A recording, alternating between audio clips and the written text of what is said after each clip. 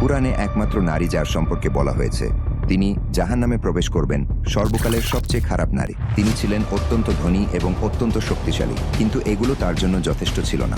এই অভিশপ্ত নারীর অবিশ্বাস্য জীবন কাহিনী, যাকে এমনকি শয়তানও ভয় করে। উম্মে জামিলের সংগ্রাম, ইসলামের বিরুদ্ধে অবিশ্বাসের যুদ্ধ। আজকের ইসলামের শত্রুদের বোঝার জন্য প্রথমে তাকে বুঝতে হবে। তিনি প্রথম সেই কৌশলগুলো ব্যবহার করেছিলেন যা আজও ইসলামের শত্রুরা ব্যবহার করে। তিনি তার স্বামীকে বিশ্বাস প্রত্যাখ্যান করতে প্ররোচিত করেছিলেন এবং তার ক্ষমতা ব্যবহার করে মুসলিমদের উপর নির্যাতন চালিয়েছিলেন। এমন এক নারীর গল্প যিনি এতটাই খারাপ ছিলেন যে শয়তানও অবাক হয়ে যেত। কে ছিলেন সেই নারী যাকে আল্লাহ তাআলা কোরআনে অভিশপ্ত হিসেবে উল্লেখ করেছেন তা কিছুক্ষণের মধ্যে জানতে চলেছেন। তাই আমাদের সাথেই থাকুন এবং শুনতে থাকুন সেই চাঞ্চল্যকর কাহিনী যা আপনার হৃদয়কে নাড়িয়ে দিবে। উম্মে জামিল জন্মেছিলেন কুরাইশ গোত্রে, মক্কার সবচেয়ে শক্তিশালী গোত্রগুলোর একটি। তার পিতা হাব্ব ইবনে উমাইয়া ছিলেন মক্কার সম্মানিত নেতাদের একজন। এমন পরিবারে জন্ম নিয়ে তিনি বড় হয়েছিলেন প্রাচুর্য আর মর্যাদার মাঝে। কিন্তু এই উচ্চ মর্যাদা তার অন্তরকে ভালো করেনি। শৈশব থেকেই তিনি ছিলেন উচ্চাবিলাসী, অহংকার এবং ক্রোধে ভরা। অল্প বয়সে তিনি বিবাহ বন্ধনে আবদ্ধ হন আবুল আহাবের সাথে, যিনি ছিলেন আব্দুল মুত্তালিবের পুত্র। আবুল আহাব ছিলেন মক্কার সবচেয়ে ধনী ও ক্ষমতাশালী পুরুষদের একজন। তার সম্পদ উম্মে জামিলকে, যিনি অহংকার আর বিলাসিতা পছন্দ করতেন, অপরিসীম আনন্দ দিয়েছিল। আবুল আহাব ছিলেন কুরাইশের বিখ্যাত ব্যবসায়ী, যার বাণিজ্য ছড়িয়েছিল দূর দূরান্তে। উম্মে জামিল এই সম্পদ ব্যবহার করে মক্কার সবচেয়ে আলোচিত নারীদের একজন হয়ে উঠলেন। কিন্তু তিনি শুধু তার স্বামীর সম্পদের ছায়ায় বসে থাকতেন না। তার সবচেয়ে বড় অস্ত্র ছিল তার তীক্ষ্ণ জিহ্বা। তিনি তার চারপাশের নারীদের উপর প্রভাব বিস্তার করতেন, গুজব ছড়াতেন, যাকে ঘৃণা করতেন তার নাম নষ্ট করার চেষ্টা করতেন। এই কাজ তাকে আরও গর্বিত করত। কিন্তু আসল সত্য ছিল তিনি ভয় পেতেন, তার ক্ষমতা আর মানুষের সম্মান হারানোর ভয়। মক্কায় যখন মানুষ বাণিজ্যে ব্যস্ত থাকত, কেউ কেউ তাদের গোত্রের সম্মান রক্ষায় মগ্ন থাকত। কিন্তু উম্মে জামিল ছিলেন তার গোত্র আর স্বামীর মর্যাদা ধরে রাখার জন্য আচ্ছন্ন। তার কাছে সবচেয়ে গুরুত্বপূর্ণ ছিল কুরাইশের নেতৃত্ব, বিশেষ করে উমাইয়া পরিবারের প্রভাব। কিন্তু একদিন মক্কার বাতাসে এমন এক খবর ছড়িয়ে পড়ল যা তার অন্তরে বিপর্যয় নিয়ে এল। নবী মুহাম্মদ সাল্লাল্লাহু আলাইহি ওয়াসাল্লাম ঘোষণা করলেন, আমি আল্লাহর রাসূল। উম্মে জামিলের জন্য এই কথা ছিল ঝড়ের মতো। তিনি নবীর পারিবারিক বংশ ভালোভাবে জানতেন। তিনি ছিলেন হাশিম পরিবারের, যা কুরাইশের একটি শক্তিশালী শাখা। কিন্তু যদি তিনি সত্যিই নবী হন, তাহলে তার ক্ষমতা কি বিপদে পড়বে না? তার জন্য এটি সত্য মিথ্যার প্রশ্ন ছিল না, এটি ছিল নিয়ন্ত্রণের লড়াই।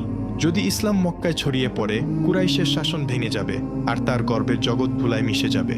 তাই তিনি ইসলামের বিরুদ্ধে লড়াইয়ে নেমে পড়লেন প্রথম নারীদের একজন হিসেবে। তার স্বামী আবুল আহাব ইতিমধ্যেই নবীর বিরোধিতা শুরু করেছিলেন, কিন্তু উম্মে জামিল এই ঘৃণাকে আরও তীব্র করলেন। তিনি শুধু ইসলামের বিরুদ্ধে দাঁড়ালেন না, তিনি এটি ধ্বংস করার জন্য সবকিছু করলেন। নবীর সম্মান নষ্ট করতে, মুমিনদের ভয় দেখাতে তিনি তার বিষাক্ত কথা ছড়িয়ে দিতেন মক্কার সরু গলিতে, বাড়ির উঠোনে, কাবার চারপাশে। তিনি ছিলেন শুধু একজন শত্রু নন, তিনি হয়ে উঠেছিলেন ফিতনার কারণ। কিন্তু তার আসল যুদ্ধ তখনও শুরু হয়নি। উম্মে জামিলের জন্য ইসলাম ছিল শুধু একটি বিশ্বাস নয়, এটি ছিল তার জীবনের জন্য গুরুতর বিপদ। মক্কা ছিলেন এক ব্যক্তি, নবী মুহাম্মদ সাল্লাল্লাহু আলাইহি ওয়াসাল্লাম, যিনি বহু বছরের পুরনো ব্যবস্থার বিরুদ্ধে দাঁড়িয়েছিলেন। আর উম্মে জামিল এই নতুন দিনের বিস্তার রোধ করতে যে কোনো কিছু করতে প্রস্তুত ছিলেন।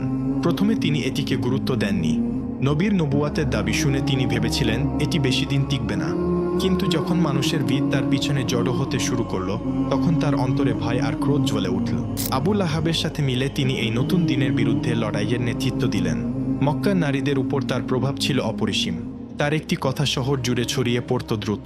তিনি এই ক্ষমতা ব্যবহার করলেন ইসলামের ক্ষতি করতে। উম্মে জামিল মিথ্যা ছড়াতেন, ভুল গল্প রটাতেন। মুহাম্মদ পাগল, উম্মে জামিল চিৎকার করে বলতেন। মুহাম্মদ জাদুকর, উম্মে জামিল মানুষকে সতর্ক করতেন। মুহাম্মদ মিথ্যাবাদী, যিনি মক্কার শৃঙ্খলা ভাঙতে চান, উম্মে জামিল দাবি করতেন।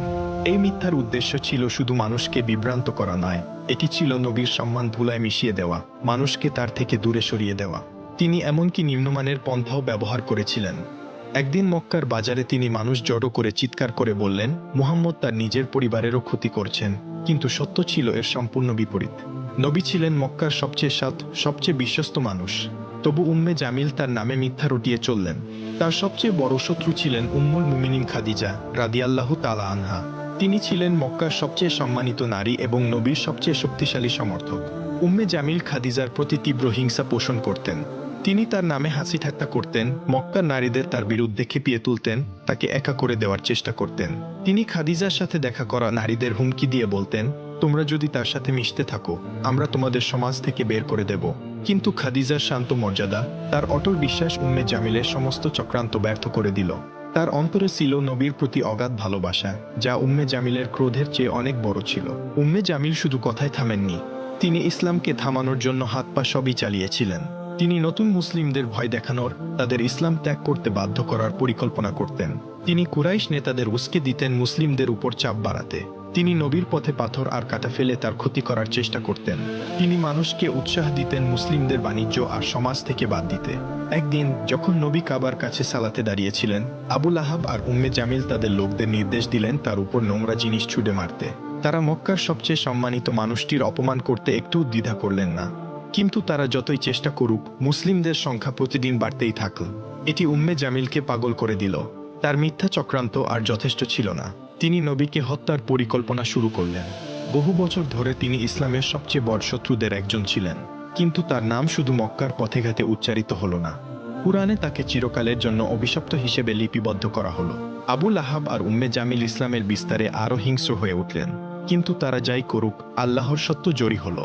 একদিন নবী সাফা পাহাড়ে দাঁড়িয়ে কুরাইশের লোকদের ডাকলেন। তিনি বললেন, হে কুরাইশের মানুষ, যদি আমি বলি এই পাহাড়ের পিছনে একটি সেনাবাহিনী আছে যারা তোমাদের আক্রমণ করতে প্রস্তুত, তোমরা কি আমাকে বিশ্বাস করবে? সবাই একসাথে বলে উঠল, হ্যাঁ, কারণ তুমি কখনো মিথ্যা বলনি। তখন নবী বললেন, তাহলে শোনো, আমি তোমাদের একটি মহাশাস্তির বিষয়ে সতর্ক করছি। এই কথায় চারদিক নীরব হয়ে গেল। এটি ছিল ইসলামের প্রকাশ্য ডাকের শুরু। কিন্তু আবু লাহাব ক্রোধে ফেটে পড়লেন। তিনি চিৎকার করে বললেন, এই কথা বলার জন্য তুমি আমাদের জড়ো করেছ, ধ্বংস হোক তুমি। তারপর তিনি সেখান থেকে চলে গেলেন। এই অহংকারের জবাবে আল্লাহ অবতীর্ণ করলেন সূরা আল মাসাদ। শুনুন কি বলা হয়েছে এই সূরায়। ধ্বংস হোক আবু লাহাবের দুই হাত, আর ধ্বংস হয়েছে সে। তার সম্পদ আর তার অর্জন তাকে বাঁচাতে পারবে না। সে পূর্বে আগুনের লেলিহান শিখায়, আর তার স্ত্রী যে কাঠের বোঝা বহন করে, তার গলায় থাকবে পাকানো দড়ির রশি ঘি। এই সূরা ঘোষণা করল আবু লাহাব আর উম্মে জামিলের শেষ পরিণাম। কাঠের বোঝা বহনকারী বলতে বোঝানো হলো উম্মে জামিলকে, যিনি নবীর পথে পাথর আর কাঁটা ছড়িয়ে দিতেন। এটি তার মন্দ প্রকৃতির প্রতিচ্ছবি। যখন এই সূরা অবতীর্ণ হলো, উম্মে জামিলের ক্রোধ আরও তীব্র হলো। তার কাছে এটি ছিল মৃত্যুর ফরমান। মক্কার মানুষ তার ভাগ্য নিয়ে কথা বলতে লাগল। এমনকি কুরাইশের নেতারাও তার সাথে ঠাট্টা করল। একদিন তিনি ক্রোধে ফুঁসতে ফুঁসতে একটি বড় পাথর হাতে নিয়ে মসজিদুল হারামে গেলেন। তিনি নবীকে হত্যা করতে চাইলেন।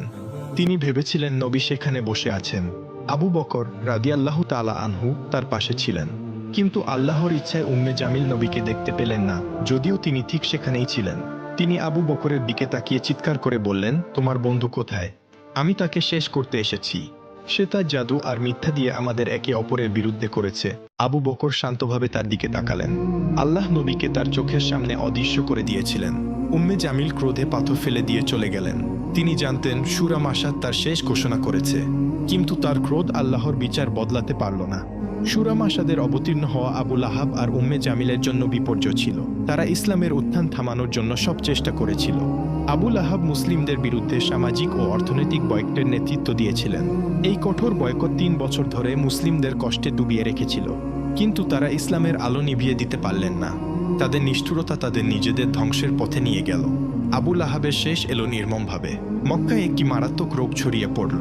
আবু লাহাব সেই রোগে আক্রান্ত হলেন। তার শরীর এতটাই ভয়াবহ হয়ে গেল যে কেউ তার কাছে যেতে সাহস করল না।